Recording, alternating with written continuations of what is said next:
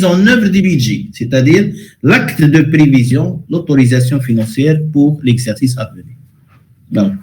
Donc, le droit budgétaire, c'est un ensemble de règles. Comment préparer le budget, comment le discuter, comment le voter, comment l'exécuter, comment le contrôler. Tout ça, c'est dans ce qu'on appelle le droit budgétaire.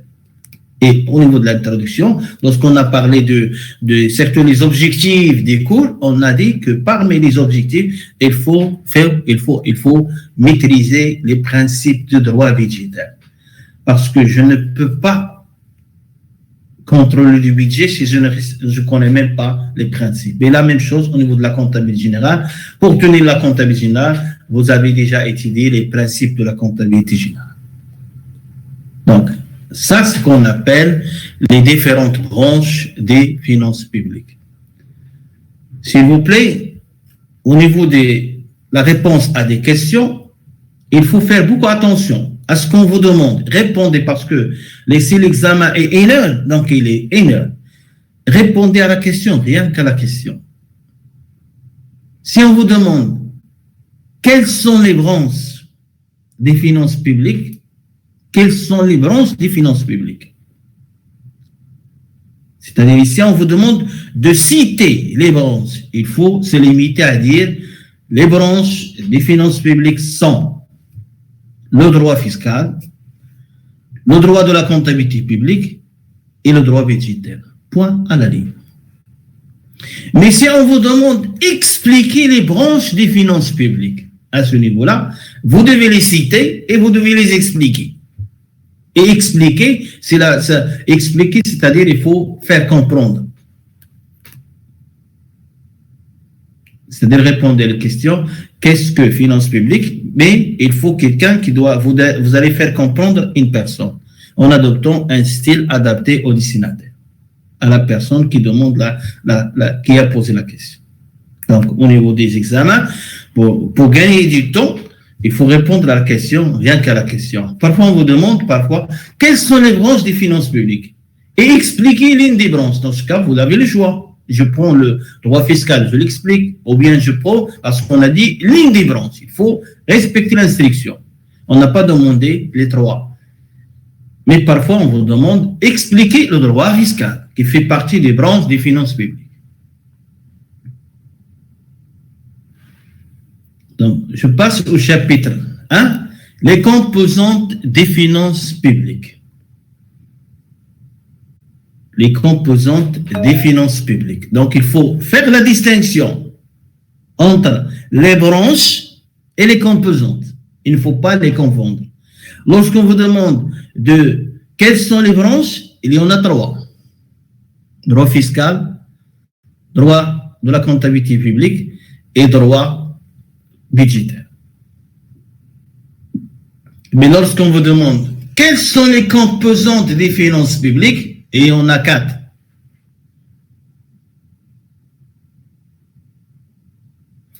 Les recettes, et la principale recette, c'est l'impôt. Les dépenses, le solde, c'est-à-dire la différence entre les recettes et les dépenses, et la dette.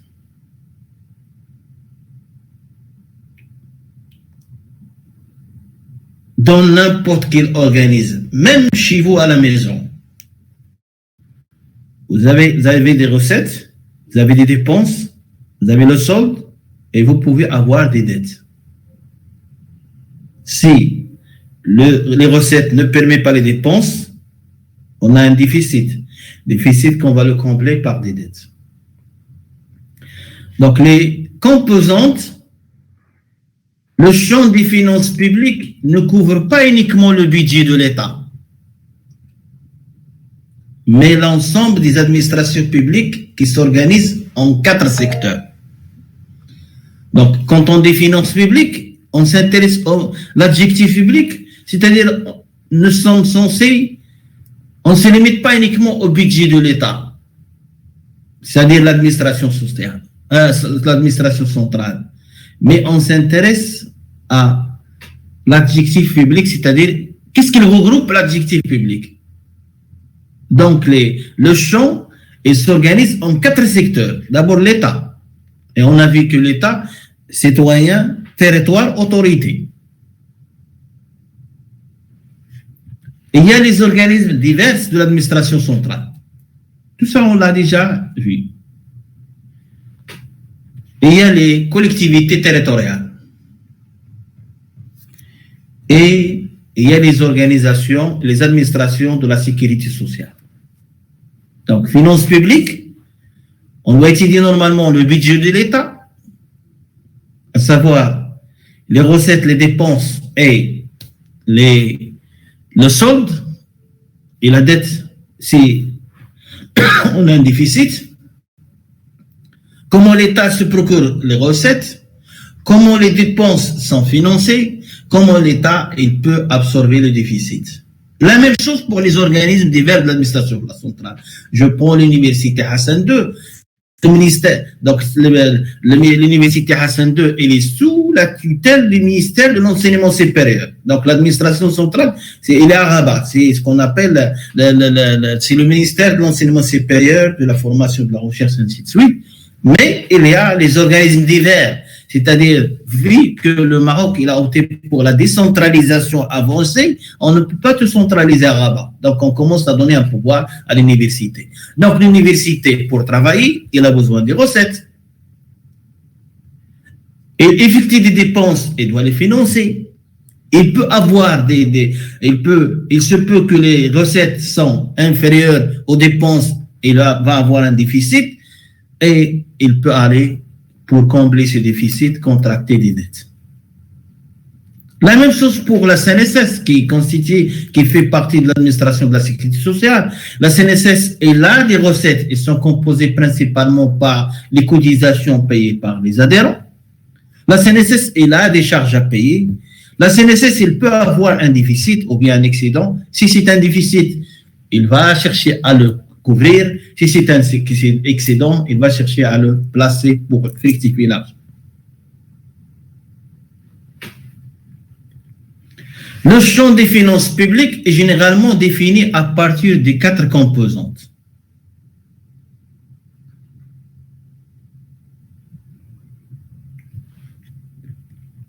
Les recettes, l'impôt constitue la principale ressource financière. Monsieur, s'il vous plaît, est-ce que vous pouvez passer à la page suivante, s'il vous plaît? Quoi? Il se bloque. Est-ce que vous voyez la page là où il y a le champ des finances publiques? Hein? Non. Oui ou non? Non. Non. Non, monsieur, il y a différentes branches. Maintenant, on voit les composantes des finances publiques. Je vais rester comme ça. Je ne peux pas. Parce que lorsque je fais l'animé, ça se bloque. Donc, je passe à. Je suis au niveau 2. Oui. Maintenant, est-ce que vous voyez maintenant l'écran? Oui, monsieur. Oui, monsieur. Toujours on voit l'écran. Oui, monsieur, ça marche. D'accord.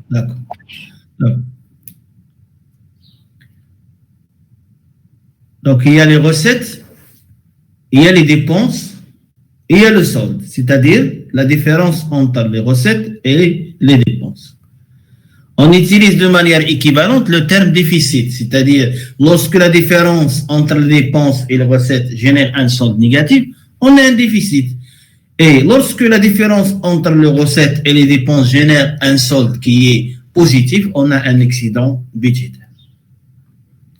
Et la dette, c'est la 4e composante, c'est la partie de l'engagement financier restant dû. C'est-à-dire, on a contracté 1 million et on a payé 100 000.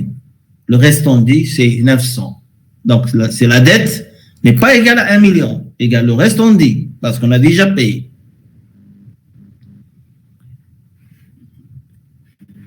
Important. Chaque composante peut être déclinée, c'est-à-dire déclinée par sous-secteur.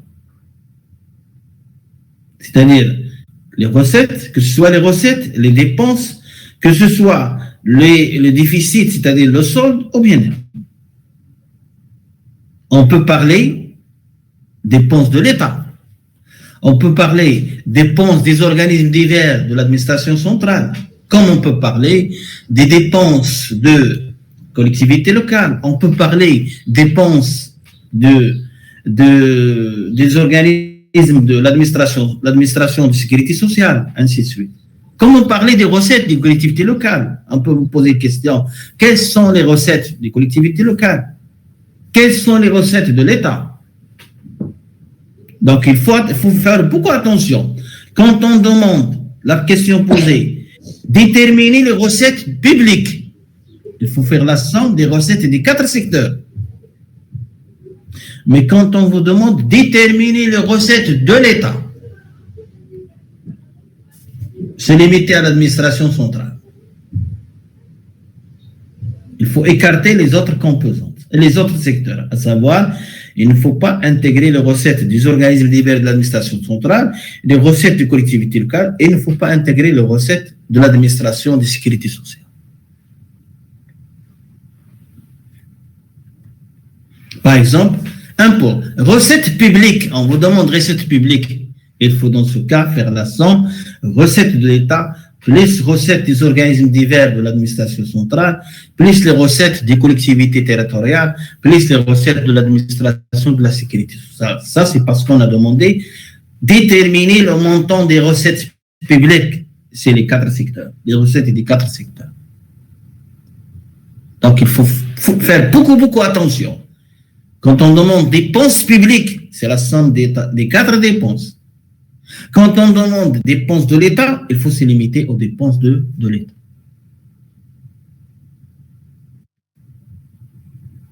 Je vous demande de vous conseiller. Allez consulter le site compétences futures et il y a des exercices dans ce sens. C'est toute la partie. Donc, je vais essayer de vous le mettre sur le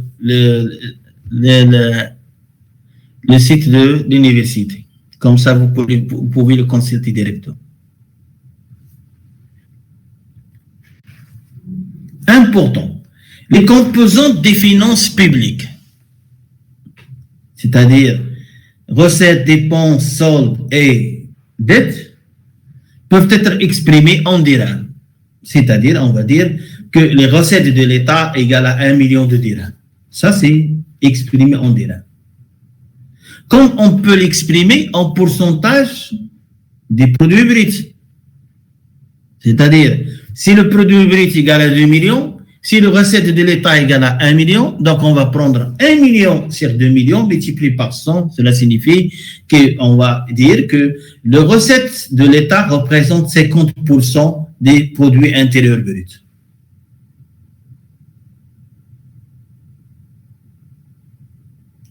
On étudie aussi l'évolution de ces composantes en termes soit réels, c'est-à-dire comment il a évolué d'une période à l'autre. Si c'est réel, il faut tenir compte de l'inflation. Parce qu'un dirham d'aujourd'hui est équivalent à plus d'un dirham de demain. Parce que, étant donné que l'inflation, il diminue le pouvoir d'achat de la monnaie. Donc, c'est-à-dire, on peut s'intéresser à la valeur nominale, parce que lorsqu'on s'intéresse à la valeur nominale, 1 million égale à 1 million. 1 million de l'année 2000 égale à 1 million de 2021, c'est-à-dire la valeur nominale. Mais si on s'intéresse à la valeur réelle, 1 million de 2000, il est largement supérieur à 1 million de 2021. Parce que, étant donné que le pouvoir d'achat n'est plus le même à cause de l'inflation.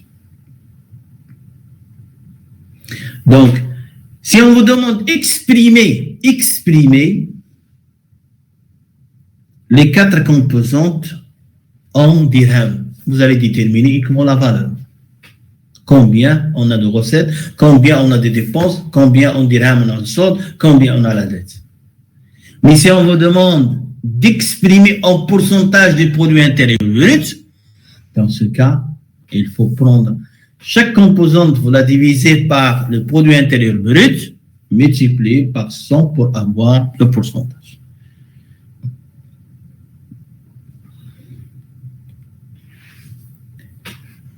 La première recette, c'est l'impôt. La première composante des finances publiques. L'impôt, les recettes de l'État, ils sont constitués principalement par l'impôt. Mais qu'est-ce que l'impôt? Et quelles sont les règles d'un bon système fiscal? Il y a une première définition qu'on appelle la définition ancienne, qui est adoptée par Gaston Gèze. Souvenez-vous qu'on a dit que Gaston Gèze, pour définir les finances publiques, il a opté pour une approche classique, c'est-à-dire l'État gendarme, l'État n'intervient pas dans l'économie. Et c'est la raison pour laquelle il a donné la définition suivante. L'impôt est une prestation pécuniaire requise des particuliers par voie d'autorité, à titre définitif et sans contrepartie en vue de la couverture des dépenses publiques. Donc l'impôt est une prestation pécuniaire en argent, c'est-à-dire on va payer, il y aura transfert des comptes des contribuables au compte de l'État sous forme d'argent, soit on paye en espèces, par chèque, ainsi de suite. Qui doit payer les particuliers par voie d'autorité, c'est-à-dire il y a la contrainte. C'est la raison pour laquelle on a dit l'État est composé de 3 éléments: un territoire, citoyen et autorité. À titre définitif, il n'y a pas de remboursement, il n'y a pas de contrepartie. En vue de la couverture des charges publiques. Pourquoi l'État il prélève des impôts? Parce qu'il compte financer avec les dépenses pour les charges publiques.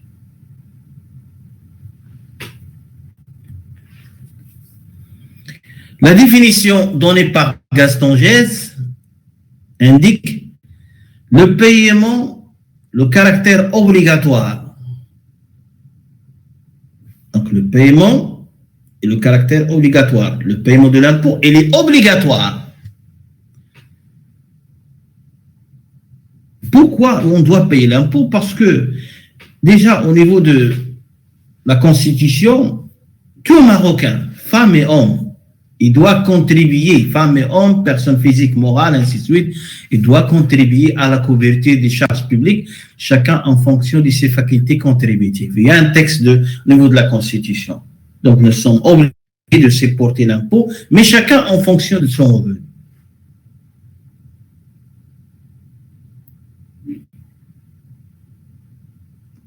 Par opposition à l'emprunt ou à une contribution volontaire, je ne suis pas obligé d'emprunter, mais je suis obligé de payer l'impôt.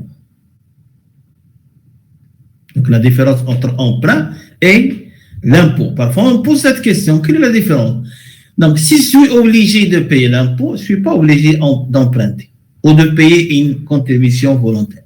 Parce que dans ce cas, il y a la volonté et il y a la décision de la personne. Alors que ne pas payer l'impôt, il y a la contrainte. On peut même utiliser la contrainte physique. On peut vous amener en prison. Si vous n'avez pas, on va faire la saisie des biens pour que l'État collecte, ou bien collectivité locale, ou bien l'administration de sécurité sociale collecte ces ressources. L'absence de lien direct entre l'impôt et les prestations de l'État à l'égard des contribuables. Différence avec le prix. Il y a aucune relation directe entre l'impôt payé et la prestation publique.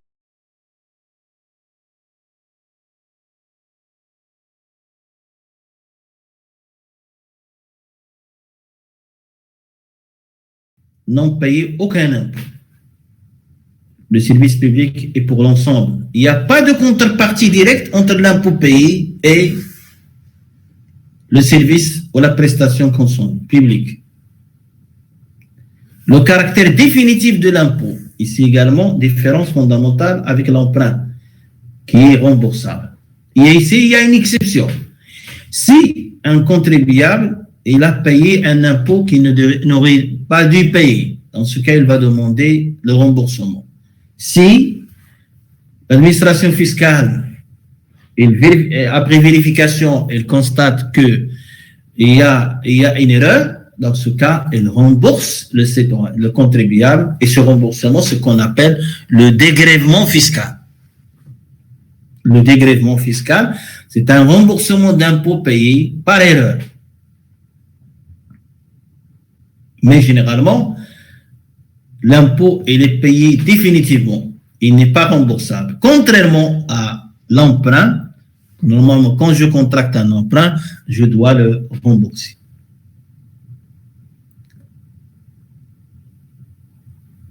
L'impôt, il permet la couverture des dépenses ou des charges publiques.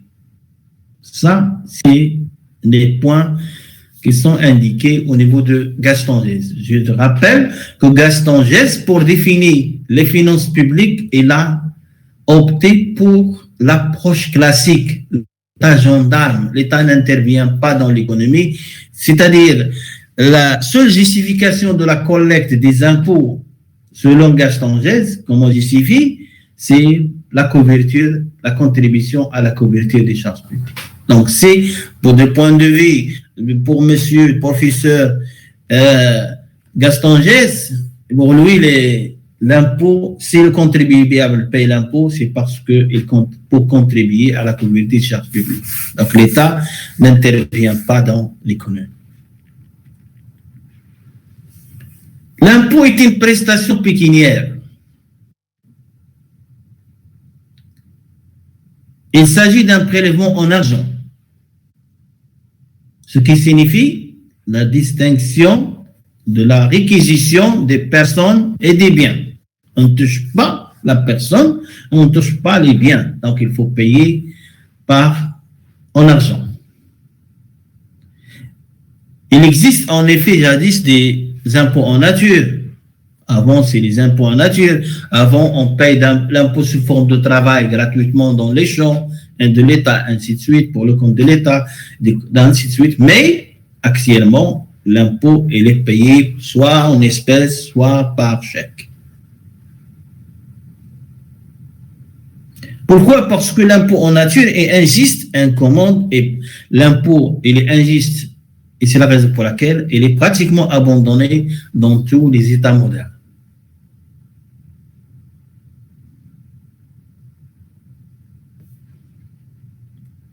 Le caractère obligatoire et définitif de l'impôt. L'impôt est établi et ensuite recouvré par voie d'autorité et par la contrainte. Et par contrainte, il faut entendre le fait d'obliger le contribuable à payer son impôt par des voies administratives. Il y a la saisie des biens, l'État, vous pouvez, par exemple, les fonctionnaires, s'ils ne payent pas l'impôt, le fonctionnaire, il y aura un prélèvement à la source de l'impôt que le fonctionnaire n'a pas payé. L'impôt se pose dans ce caractère à l'emprunt, qui lui est volontaire. On n'oblige pas en effet quelqu'un à souscrire un emprunt. Par contre, l'administration oblige le contribuable à s'acquitter de sa dette fiscale.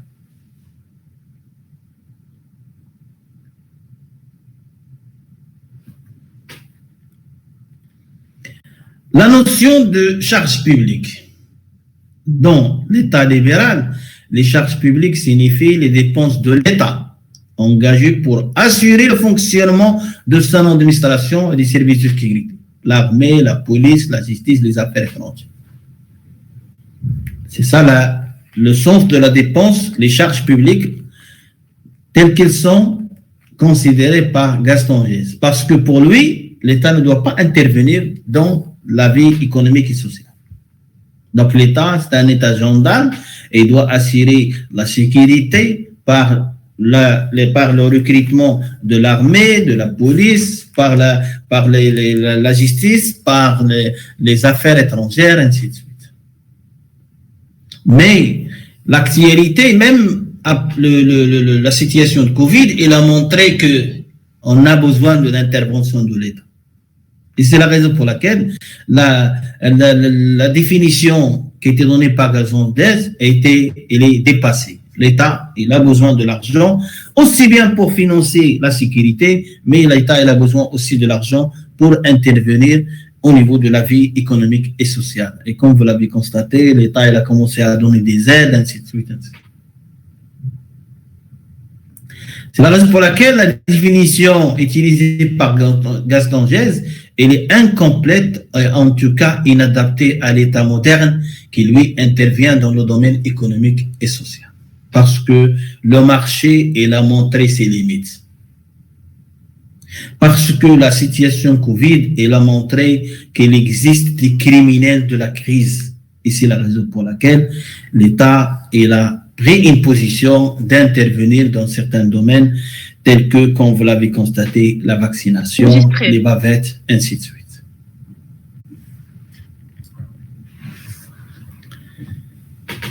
Et c'est la raison pour laquelle on a opté pour une autre définition contemporaine qui est donnée par les CMBL. L'impôt est une prestation pécuniaire. C'est la même chose qui est aidée par Gaston Gèze, requise des personnes physiques et morales. Donc, Gaston Gèze, il a dit, l'impôt, c'est une prestation pécuniaire requise des particuliers. Donc, lorsqu'on entend particulier, on a l'intention de viser les personnes physiques. Alors, pour clarifier telle situation, Mayul, il a bien précisé requise des personnes physiques et morales. Nous, les personnes physiques, mais il y a les sociétés aussi qui paient l'impôt. Le droit privé, c'est-à-dire les sociétés, et éventuellement de droit public, une administration, et sera amenée à payer l'impôt. Comme vous le savez, la faculté ne paye pas l'IS, mais la faculté, lorsqu'il réalise des activités lucratives, elle est tenue de payer à la fois la TVA et elle est tenue de payer là aussi l'impôt sur les sociétés. Et c'est la raison pour laquelle on a dit, on a bien précisé, requise des personnes physiques ou morales de droit privé et éventuellement de droit public. D'après, donc, Gaston Gèze, il n'a pas parlé de la faculté contributive. Alors que les siens, il a bien précisé l'impôt pour qu'il soit juste, pour assurer la justice, il faut que l'impôt soit prélevé en tenant compte la faculté contributive des contribuables. Par voie d'autorité, on applique toujours la contrainte. À titre définitif, ils sont partis déterminés. Vous voyez que la définition de les siens, elle est beaucoup claire, elle est beaucoup précise. Pourquoi?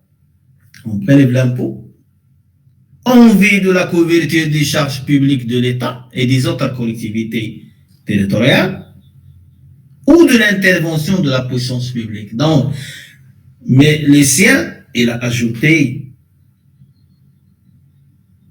une deuxième raison de prélèvement de l'impôt, à savoir l'État il a besoin de l'argent pour intervenir dans la vie économique et sociale.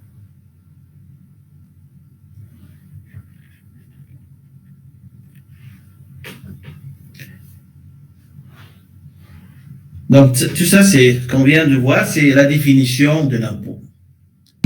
Mais comment on peut mettre en place un système d'impôt ou un système fiscal qui est, on peut le considérer comme bon, comme juste, celui qui assure la justice au sein d'un État.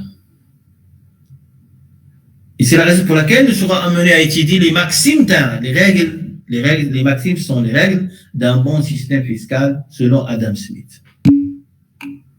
Adam Smith, lors de ses recherches pour les bonnes conditions générales d'un bon système fiscal, il a établi 4 règles. On parle de la maxime. Première maxime, c'est la règle de la justice. Deuxième, c'est la règle de la certitude ou d'efficacité de l'impôt. On doit être sûr combien on doit payer. Troisième maxime, règle de commodité. Le quatrième, c'est règle d'économie. Donc, il y a 4 règles pour avoir un bon système fiscal. 4 règles qu'il faut respecter. La règle de justice, règle de certitude ou bien de fixité de l'impôt, règle de commodité et règle d'économie. Donc, si on vous demande de citer les règles d'un bon système fiscal, règle de justice, règle de sécurité, certitude, règle de commodité et règle d'économie. Mais si on vous demande d'expliquer les règles d'un bon système fiscal, il faut les citer, il faut les expliquer. Donc, on vient de les citer, on va l'expliquer. Règle de la justice.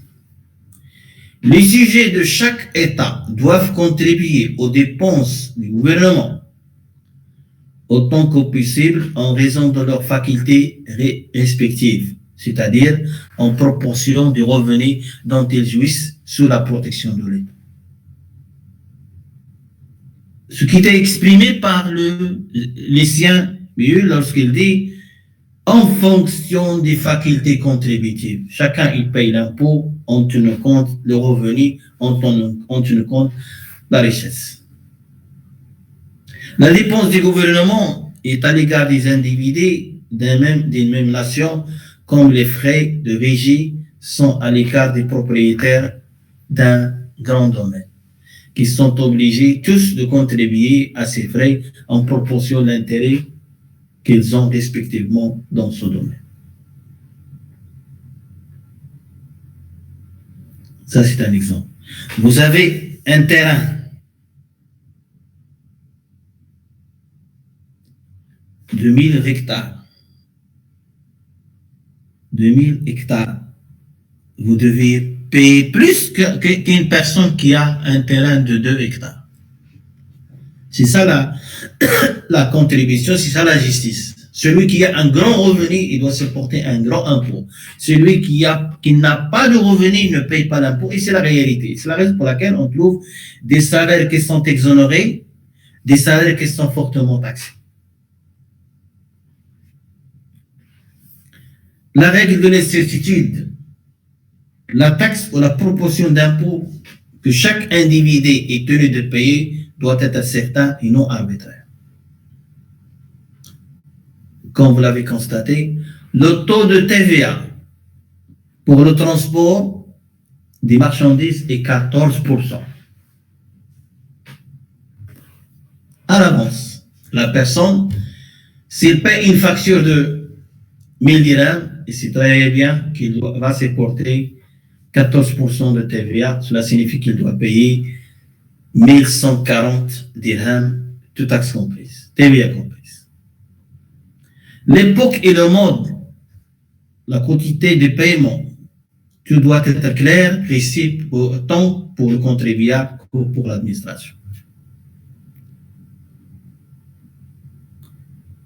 Donc, lorsqu'il y a la transparence et les taux ne sont pas fixés, on va éviter pas mal de problèmes et pas mal de déviances, à savoir si le taux n'est pas fixé. Dans ce cas, on peut négocier au lieu de payer 14%, moyennant quelques dirhams, je peux négocier avec le collecteur de l'impôt et je paye que 10, même 12 et je peux même pas rien payer. Et parce que il y a la fixité, donc on a évité la négociation. Si vous avez payé une facture de transport de 1000, vous devez supporter en plus 14%.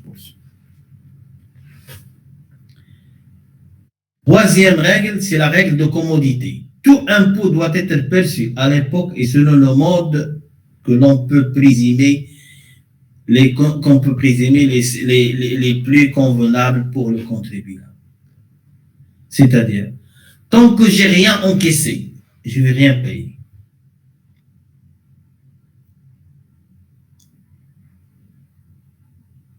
L'exemple de l'impôt sur le salaire, l'IR sur le salaire. Si vous n'avez pas encaissé le salaire, à la fin du mois, vous ne payez pas l'impôt. Donc, le moment convenable pour payer l'IR, c'est le moment de l'encaissement du salaire. C'est la règle de ce qu'on appelle la règle de commodité. Parce qu'on ne veut pas appauvrir le salarié. Il n'a rien reçu, mais parce que son salaire mensuel égale à 1 million, on va lui demander de payer 1 million sur un salaire qu'il n'a pas encore reçu. À la réception, à l'encaissement de salaire, vous payez l'impôt. La quatrième règle, tout impôt doit être perçu de manière à ce qu'il fasse sortir des mains du peuple le moins d'argent possible, au-delà de ce qu'il faut faire rentrer dans le trésor de l'État. C'est-à-dire, l'État, il doit collecter ce qui est nécessaire pour réaliser des dépenses. On doit collecter ni plus ni moins, ce qu'on appelle la règle de l'économie. En résumé de ces règles, ils permettent l'égalité devant l'impôt, règle de la justice. Que l'impôt soit certain et non avéré, la règle de la certitude. Que l'impôt soit perçu à l'époque qui selon le monde que l'on peut supporter, règle de commodité. De faire rentrer les ressources qu'il faut pour le trésor, éviter donc de faire sortir plus d'argent des mains des contribuables, règle d'économie.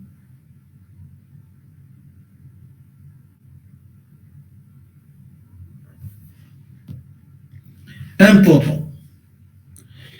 Les règles d'un bon système fiscal, à l'exception de la première, qui est la règle de la justice, visent surtout les conditions extérieures de l'impôt, les relations entre l'État et le contribuable, à l'occasion de l'établissement de l'assiette, c'est-à-dire la base du calcul de l'impôt, de l'émission de l'impôt, parce que l'émission de l'impôt, c'est la phase ordonnancement et sans recouvrement. Souvenez-vous que j'ai bien expliqué tout à l'heure les 4 phases pour réaliser une recette de l'État. L'impôt, c'est une recette de l'État. C'est-à-dire, il faut d'abord constater la créance de l'État, et il faut la liquider, c'est l'assiette.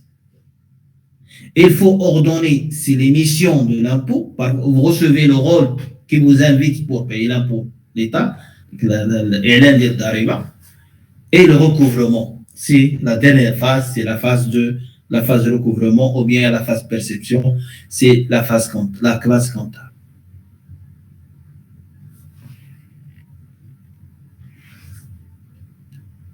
Le rôle et les fonctions de l'impôt. Donc, on vient de voir au niveau de la définition de Gaston Gèze et la définition de Lucien Mille que l'impôt, chez Gaston Gèze, l'impôt, il a un seul rôle, à savoir la couverture des charges publiques. C'est-à-dire pour Gaston Gèze, si l'État ou une collectivité territoriale collecte un impôt, c'est parce qu'il en a besoin pour financer ses charges publiques. Ça, c'est le point de vue de Gaston Gèze. Tandis que le point de vue de Lucien Mille, si l'État collecte l'impôt, c'est parce que d'abord, il va financer les charges publiques parce que l'État doit assurer la sécurité par l'armée, la police, ainsi de suite. Mais l'État, il a besoin de l'argent pour intervenir dans la vie économique. Donc, pour le CML qui a donné une définition moderne, l'État, il a besoin d'impôts pour à la fois financer les charges publiques et pour financer son intervention dans la vie économique et sociale. Donc, il y a les rôles de l'impôt, il y en a 3. Le rôle financier, le rôle économique et le rôle social et politique. C'est-à-dire la raison d'être de l'impôt. Pourquoi l'impôt? Parce que pour distinguer le rôle de la fonction. Pourquoi l'impôt? Voilà l'impôt. L'impôt, on le paye, c'est le rôle, parce qu'il a un rôle financier, parce qu'il a un rôle économique et parce qu'il a... Comment il est utilisé? Ça, c'est la fonction. Le rôle financier. L'impôt sert à la couverture des dépenses publiques de la communauté, la société, c'est le rôle original de l'impôt, Gaston Gèze. Le rôle économique, l'intervention. L'impôt sert de régulation économique. L'État, il a constaté que une fois il y avait la pandémie Covid se déclenche, l'État, il a pris les mesures nécessaires. Parce que, on dit la situation, personne ne peut avoir une idée de l'avenir. Comment les choses vont évoluer. Mais, c'est à partir du passé que nous formons un avenir. Nous avons déjà une idée sur le comportement des agents en période de crise passée. Il y a ceux qui exploitent, qui n'ont pas le sens de la marocanité, ne sont pas des vrais Marocains. Il attend que l'occasion pour s'enrichir. Ces personnes ont été bloquées par la position de l'État. Avant d'imposer l'utilisation des bavettes, parce que imaginez si on a imposé l'utilisation de bavettes dès le premier jour de déclenchement au Covid. On va vendre le bavette à 100 dirhams, même plus. Mais l'État, il a préparé d'abord le terrain et après, il a déclenché, on a un droit qui dit porter les bavettes parce qu'elles sont déjà disponibles sur le marché. On n'a pas laissé l'occasion aux spéculateurs de spéculer sur les bavettes. Donc, on a constaté que le marché ne peut pas jouer le rôle de régulateur. L'État, il doit intervenir. Pour que l'État puisse intervenir, il a besoin de l'argent. Parce qu'on ne peut pas imaginer un État sans ressources financières. Et l'État ne peut pas se contenter uniquement de financer les dépenses publiques. L'armée, la police, l'État, il va intervenir, investir, donner des subventions. Donc l'État, il donne des subventions au public. L'État, il finance certains produits pour que le producteur ait diminué le prix afin de protéger un peu le pouvoir d'achat. Et la raison pour laquelle on me dit l'impôt joue un rôle permettant au gouvernement, par l'entremise du Parlement, de surtaxer les domaines ne devant pas faire l'objet d'un effort. Il y a des secteurs qu'on va les taxer, des produits qui sont toxiques, et on va les taxer. Et de taxer, ceux devront faire l'objet d'une promotion. Et parfois même d'exonérer. Le pain, il est exonéré. Le lait, il est exonéré. C'est-à-dire les produits de première nécessité. Mais ceux qui ne sont pas sont toxiques, par l'alcool, ainsi de suite, le tabac, on cherche à les taxer parce qu'on a pour que les gens ne le consomment pas étant donné qu'ils sont nuisibles pour la santé. Le rôle social, selon la capacité contributive des contribuables, l'impôt est prélevé, c'est-à-dire l'équité fiscale à ce niveau-là, qui est obtenue par la proximité d'imposition contrairement à la proportionnalité d'imposition.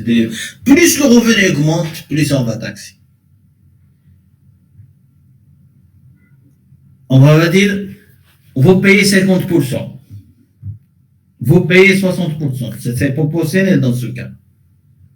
Mais lorsqu'on dit plus le revenu augmente, plus, comme vous l'avez constaté, en matière de salaire, les salaires, il y a des tranches. On a cherché à faire de même pour assurer l'équité, on a fait de même pour les IS. Il y a des tranches. La loi fiscale, instrument par excellence de la politique de l'État en matière économique, doit tendre dans son principe comme dans son application vers la justice sociale et l'équité. Une grande société ne doit pas payer le même impôt qu'une petite société. Donc l'impôt ne doit pas frapper aveuglément les riches et les pauvres, les salariés et les paysans, les ménages sans enfants, les familles nombreuses, les valides et les invalides. Donc, on tient compte de la situation. Et c'est la raison pour laquelle, au niveau fiscal, on fait la distinction entre les impôts réels et les impôts personnels. L'impôt réel, on ne tient pas compte de la personne. Est-ce qu'il est pauvre, est-ce qu'il est riche, tel que la TVA. La TVA, c'est un impôt réel. Vous achetez Vous achetez une machine, si la machine est taxée à 20%, vous payez 20%. On ne se pose pas, est-ce que vous êtes riche ou est-ce que vous êtes pauvre? Non, l'impôt, la TVA, c'est un impôt réel. L'IR, c'est un impôt personnel. On tient compte votre revenu. Vous avez un grand salaire, vous payez un grand impôt. Vous avez un petit salaire. Même chose au niveau de l'IR. L'IR, vous avez des enfants, il y a les déductions pour charge de famille. Vous n'avez pas d'enfants, vous n'avez pas de déduction. La fonction de l'impôt. Donc, on a vu pourquoi l'impôt, mais comment, quelle est la fonction. La problématique du système fiscal s'articule aujourd'hui autour des fonctions suivantes.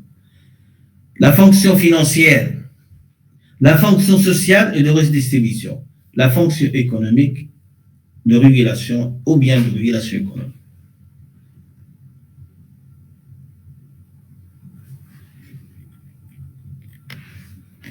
La fonction financière, on a vu que finance signifie finir une opération.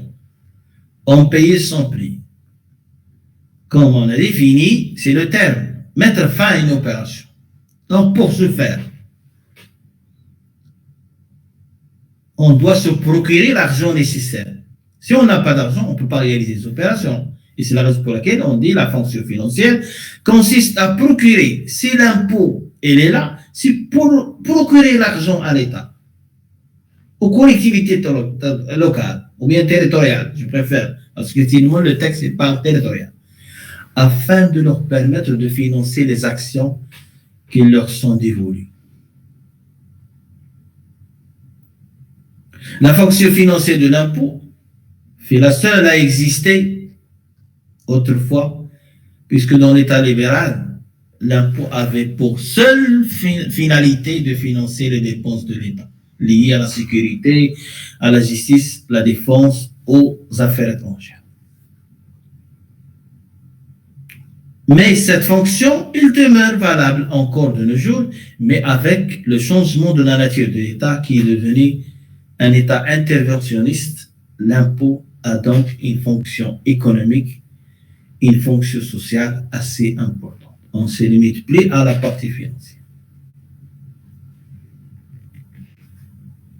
La fonction sociale et de redistribution, c'est l'objet de la justice fiscale vers laquelle il faut nécessairement tendre pour pouvoir répartir équitablement dans la mesure des possibles, bien sûr, parce que seul Dieu peut assurer la justice, ce qu'on assure nous les droits. Il y a tout à fait différent. Il y a la adala ou le haqq, là, c'est pas le haqq, parce qu'il y a haqq, il est protégé par la loi, mais adala, c'est autre chose. La raison pour laquelle on cherche à tendre vers la justice, le maximum possible. Dans ce cadre, les réformes fiscales doivent mettre en place des impôts en tenant compte des facultés contributives des différentes catégories sociales. Et c'est à ce niveau-là qu'on peut parler d'un bon système fiscal, d'un système fiscal qui est contributif. La fonction économique de régulation, comme vous l'avez constaté, il faut retenir la suivante, la fiscalité n'est pas neutre. Si on a un système fiscal, c'est parce qu'on va l'utiliser pour atteindre des objectifs. Parmi les objectifs qu'on doit atteindre, c'est la régulation de l'économie.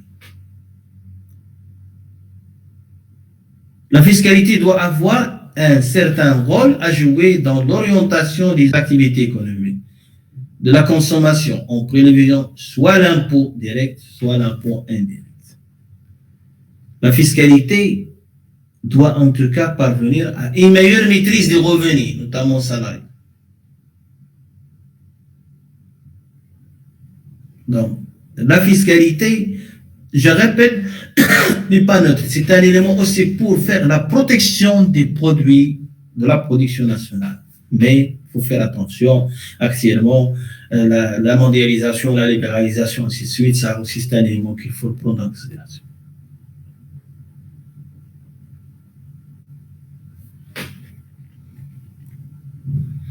Les recettes. Donc, il y a les recettes de l'État. C'est la raison pour laquelle j'ai demandé à ce qu'il faut avoir avec vous la loi organique 130-13 relative à la loi de finances. Donc, les recettes de l'État, ils comprennent l'impôt qui est la principale recette. Mais il y a aussi les produits des amendes, les PV, la police, la gendarmerie, ainsi de suite, les rémunérations des services rendus et les redevances. Il y a des services qui sont rendus par certaines administrations, on paye la contrepartie, les fonds de concours direct, les dons, les revenus des domaines de l'État. L'État, il a des participants, des participations, il a un domaine et on paye. Parfois, vous entendez, il y a le loyer à long terme, il y a des terrains qui sont loués. Tout ça constitue les recettes de l'État.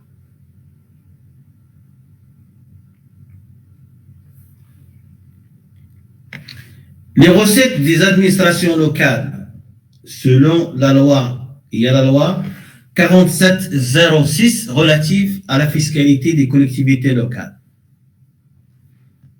Les taxes au profit des communes urbaines et rurales sont instituées au profit des communes urbaines et rurales les taxes suivantes. Taxe professionnelle, la taxe d'habitation, la taxe du service communaux, taxe sur les terrains urbains non bâtus, taxe sur les opérations de construction. Si vous voulez faire construction, vous devez payer une taxe. Donc, il y a taxe sur les débits de boissons. Tout ça sont des taxes qui sont payées pour la commune.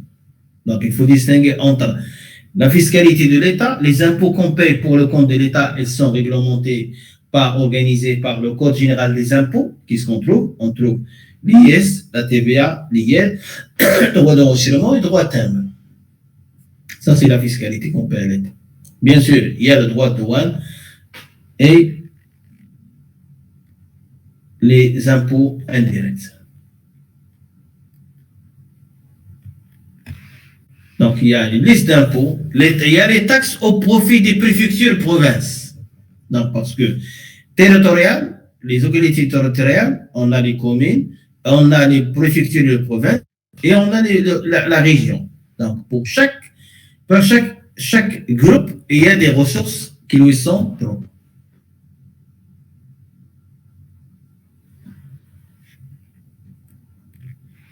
Les recettes des administrations de la sécurité sociale, je prends comme cas la CNSS, selon la loi 184 relative au régime de sécurité sociale, et il y a l'article 18 qui précise les recettes, les ressources de la CNSS sont constituées par les cotisations et les majorations astreintes dues en application des présents ailleurs, les produits de placement des fonds conformément à l'article 30, les legs, toute autre ressource à elles attribuée par une législation, une réglementation particulière.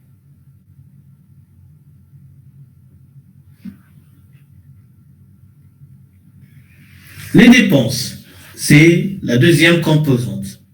Donc, il y a les recettes et il y a les dépenses. L'article 12 de la loi organique toujours 130, relative à la loi de finances, les charges de l'État comprennent les dépenses du budget général,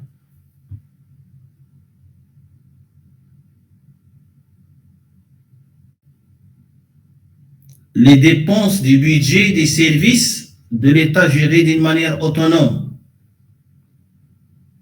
C'est le cas de CHU, le Centre universitaire hospitalier, c'est un service de l'État, mais géré d'une manière autonome. Les dépenses des comptes spéciaux du Trésor. Par exemple, le fonds Covid, on a créé un compte spécifique pour Covid, c'est un compte spécial du Trésor. Donc, les recettes de ce compte, ils vont financer des dépenses liées au Covid.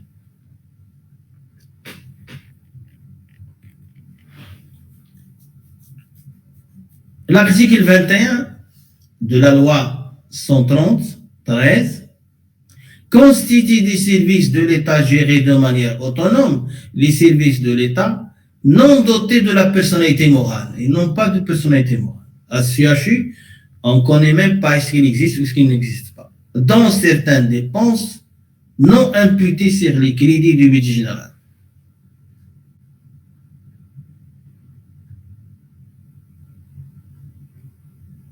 Donc, on impute sur les recettes.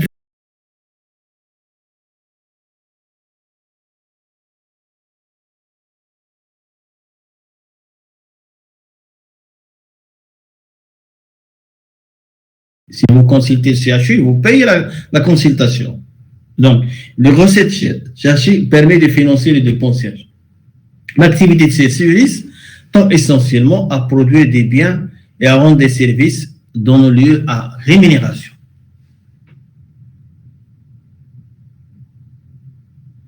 Les services de l'État gérés de manière autonome, ils sont créés par la loi de finances.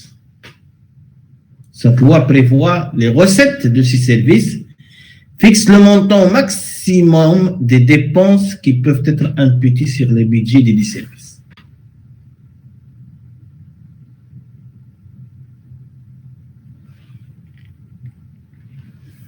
L'article 27.5, pour les comptes spéciaux de trésor. Les comptes spéciaux de trésor ont pour objet soit de décrire des opérations qui, en raison de leur spécialisation ou d'un lien de cause à effet respectif avec les recettes et la dépense, ne peuvent commandément inclure dans le budget général de l'État.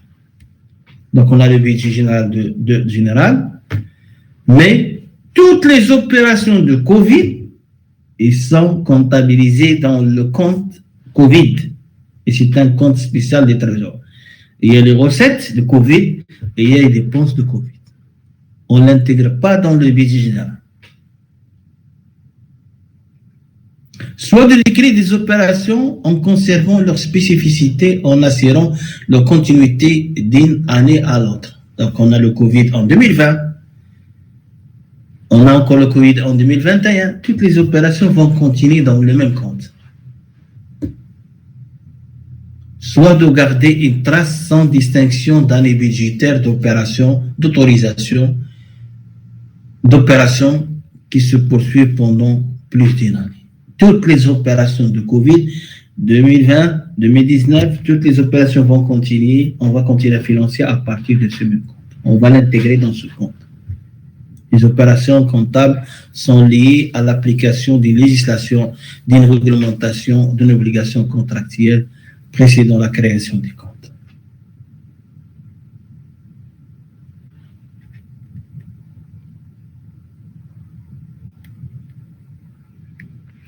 La création d'un service géré d'une manière autonome est conditionnée par la justification de l'existence des ressources propres provenant de la rémunération des biens de ce service. C'est-à-dire, pour pouvoir créer, mettre en place un compte pour un État géré de manière, d'un service de l'État géré de manière autonome, il faut d'abord justifier qu'il existe des ressources propres. Parce que pour réaliser les dépenses, il faut l'existence de... S'il n'y a pas de ressources propres, on ne peut pas créer un service de l'État géré de manière autonome. On a le cas de CHU. CHU, il y a des recettes propres. Donc, on peut donner l'autorisation pour créer un compte spécifique au CHU qu'on appelle service de l'État géré d'une manière autonome.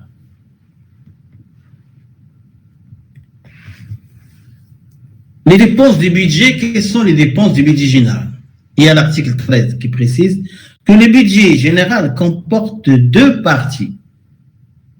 La première partie concerne les ressources et la seconde est relative aux charges. Les ressources du budget général comprennent les ressources visées à l'article 11, alors que les charges sont et comprennent les charges les dépenses de fonctionnement, les dépenses d'investissement et les dépenses relatives au service de la dette. Donc, le budget général, il y a trois catégories de dépenses. Dépenses de fonctionnement, tout ce qui est paiement de salaire, tout ce qui est achat de fournitures, paiement d'électricité, ainsi de suite. Alors que les dépenses d'investissement, construction d'écoles, construction des barrages, ça c'est ce qu'on appelle. Plus les dépenses relatives au service de la dette, telles que le remboursement de la dette et les intérêts qu'on paie pour la dette.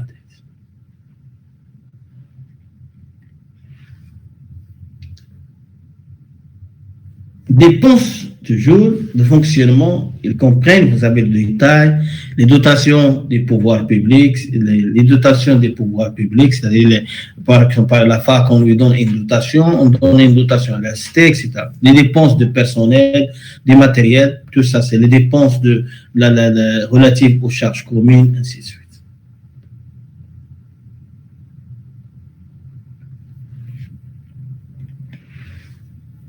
Les dépenses de personnel comprennent le traitement des salaires, les cotisations de l'État à la caisse de retraite, ainsi de suite.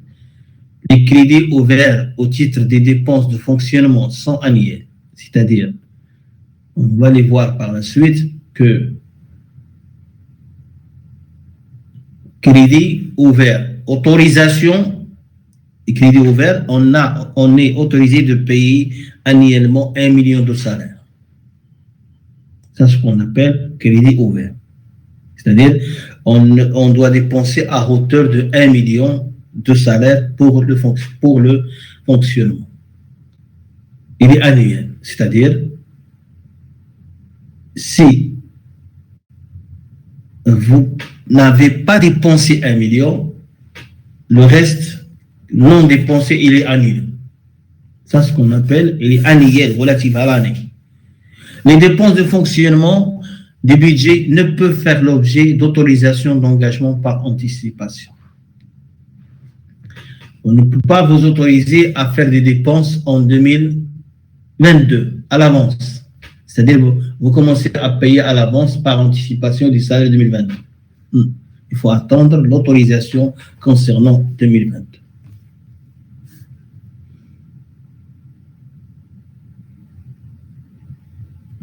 L'article 17, les dépenses d'investissement sont destinées principalement à réaliser des plans de développement stratégique, des programmes pluriannuels en vue de la préservation, la reconstitution, l'accroissement du patrimoine national. Ça, ce qu'on les dépenses d'investissement, ce sont des grands travaux, construction des routes, construction des écoles, construction des barrages, ainsi de suite.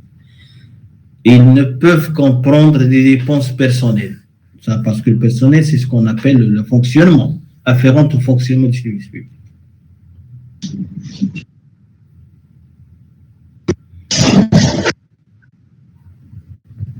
L'article 18, il précise que les crédits relatifs aux dépenses d'investissement comprennent les crédits de paiement et les crédits d'engagement, qui constituent la limite supérieure des dépenses que les ordonnateurs sont autorisés à engager pour l'exécution d'investissements prévus.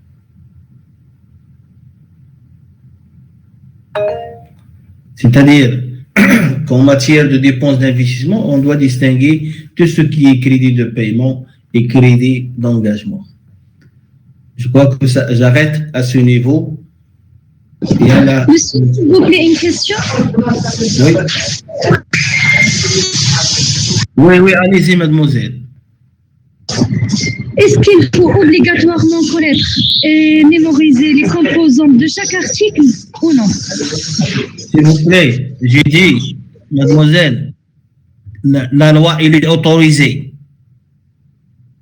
C'est pas mémorisé. Il faut comprendre parce qu'il est autorisé le jour de l'examen.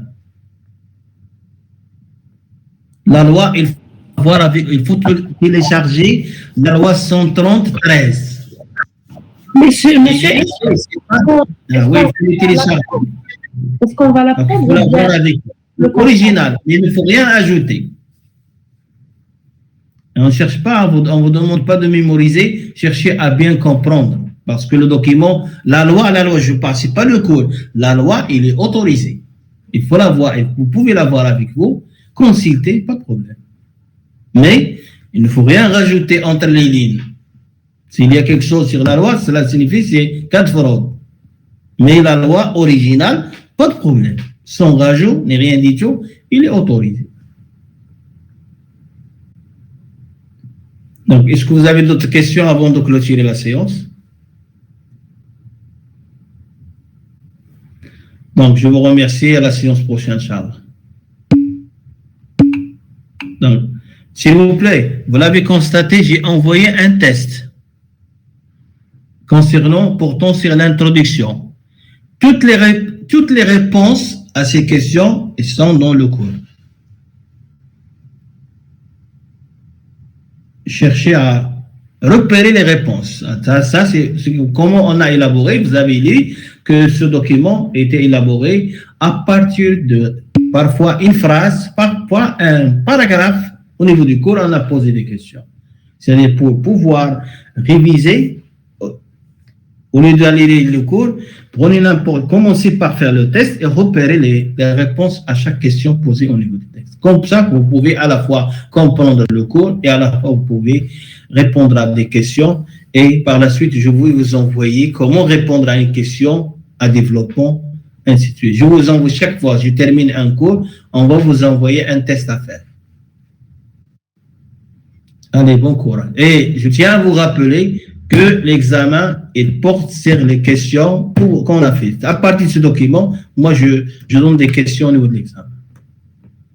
Allez, bon courage. Merci, merci.